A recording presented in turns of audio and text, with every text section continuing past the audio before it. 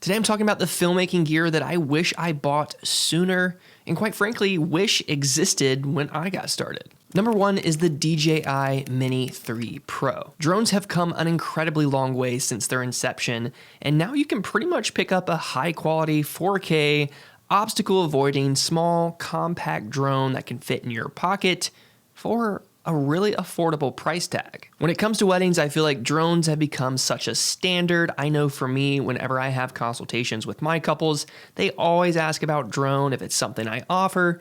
And of course I do, because it's just a great way to show just the expansiveness of the environment. And of course, they're always just really beautiful shots to incorporate in your wedding films. I also have the Mavic 2 Pro, but I've been gravitating more towards the Mini just because of its lightweight and compact design. Next is one of my favorite pieces of gear that I own, and that is my Smallrig Accessories.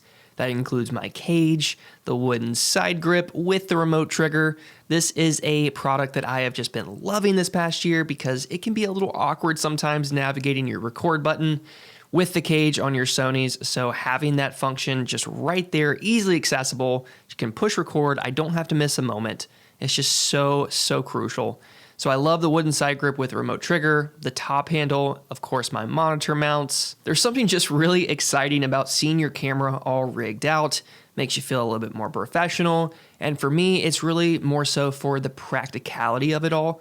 More so than the aesthetics, while that is a bonus, having a setup that just allows you to create more fluidly and without obstacle and hesitation, that is really what you should strive for. And Smallrig definitely helps me do that, so if you're interested in checking out these products, be sure to hit the description below and you can find everything I'm talking about today. Next is my field monitors. Now, I am a huge advocate for having some kind of field monitor on the wedding day. My field monitors really are my unsung heroes on the wedding day and help me create without any uncertainty and hesitation. The field worlds are a great low budget option, especially if you're on the fence about having a monitor in general. You just want to test the waters and see if it could be a good asset for you. I think for anyone just getting started, these are the ones that I would recommend. Number 4 is the Aputure MC Pro. This is a super versatile, lightweight, portable light that has saved my butt quite a few times on the wedding day. Have you ever forgotten your entire light kit when you're going to a wedding? No? Well, I have. And honestly, this light was my saving grace.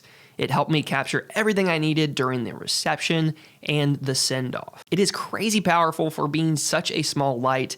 It has a ton of amazing features between changing the color temperature, the light effects, the Bluetooth options, even the magnetic mounting options on the backside. And in my opinion, this completely replaces my torch LEDs, which I have used for years and always wanted something comparable that could compete with this light because it was such a great option back in the day. So if you're looking for a new light to upgrade from the torches, the MC Pro is definitely one that I would consider. Or if you're just looking for a light source in general, the MC Pro can save your shots during the reception, even if you don't have a full light kit. Next, let's talk about the most sexy thing about any kind of filmmaking gear, and that's tripods. Okay, we know that tripods are like the least sexy thing to talk about, but one tripod that I actually have been loving this year and that has become my new favorite is the Smallrig Freeblazer tripod. Really, there are 3 reasons why this tripod is the best that I've used since starting wedding filmmaking, and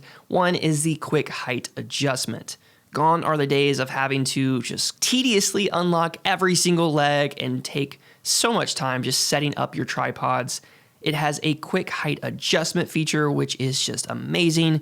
You unlock it once, you raise it up to the desired height, and you lock it and you're good to go. And the second is that it is Manfrotto and even DJI baseplate compliant, which is amazing because I come from Manfrotto tripods, so I knew that I needed something that was going to be universal with those base plates. And the last, of course, in true Smallrig fashion, is the hidden Allen wrench so that you can tighten up anything that you need to, loosen, adjust, whatever it is.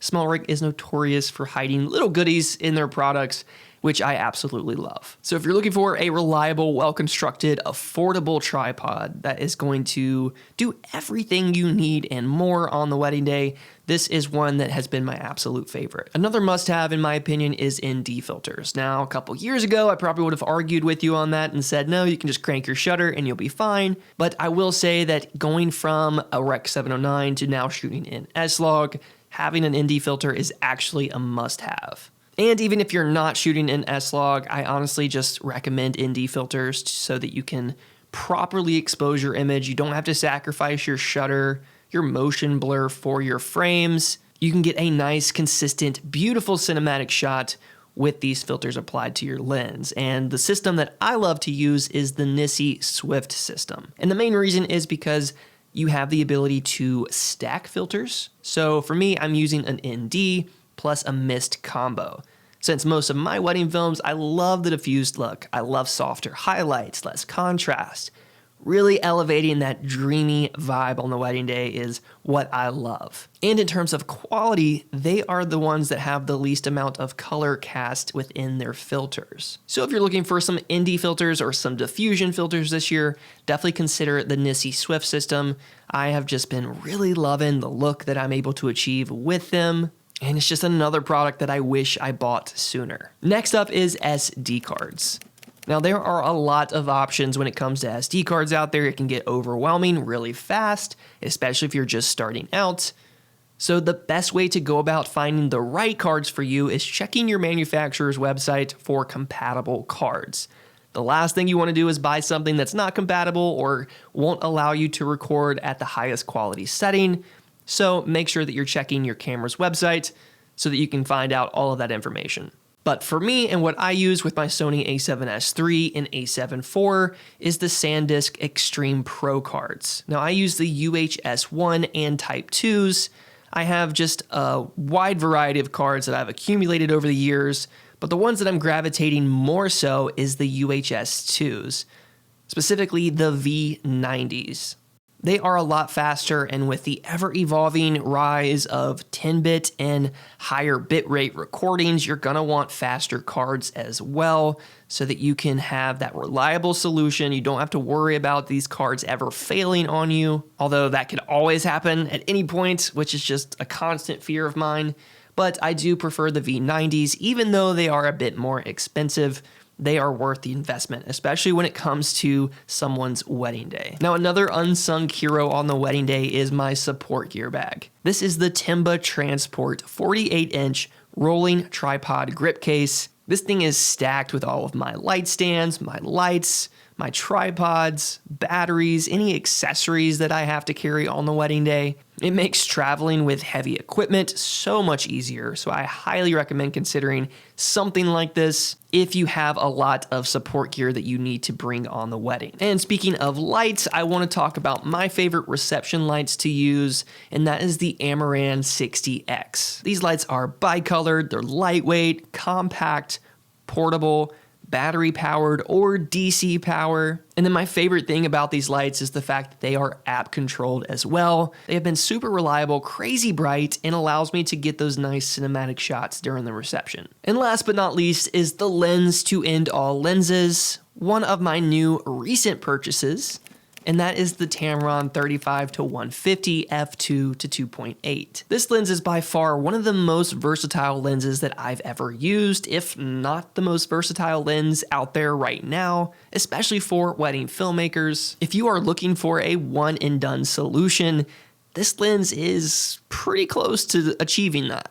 The last few weddings using this lens really sold me just because of the overall quality, the sharpness, and versatile frames that you can capture with it. It's definitely an investment, but when it comes to gear, I firmly believe that investing in quality glass over your camera bodies is where you should put your priorities, especially because there's always this constant revolving door of new cameras coming out every single year. So there's always going to be new cameras, but with lenses, they can really have long-term use and function, especially if you take care of them. And that's why I think lenses are such a good investment over cameras, especially long term. Now, of course, we can't end a filmmaking gear video, especially gear that I wish I bought sooner, if we don't talk about audio. And for me, that of course is going to be the Tascam DR10Ls. Now, when I first started, these weren't even a thought yet. I think back when I started, I was using the Zoom H1s with a very cheap Rode lavalier mic, and it got the job done, but there wasn't the added security of lock features or clicking rings where you could lock these microphones in place half the time. People would accidentally take these out of the jacks and I'd be without audio for my wedding film, so that was always fun. So definitely consider investing in quality recorders like the Tascams, the Zoom F2s, even a backup solution like the Instamic Pro, the Sony TX660, or a field recorder like the Zoom H6. This is all of the audio gear that I bring to every single wedding so that I can have my backups, I can have my main sources, and I am covered knowing that I am going to capture my couple's day in a beautiful way. Well, that is all of the filmmaking gear that I wish I bought sooner, and quite frankly, I wish it existed when I first started. Let me know in the comments, what's your favorite piece of gear that you own, something that you're excited about, something that you're waiting on, maybe for 2024.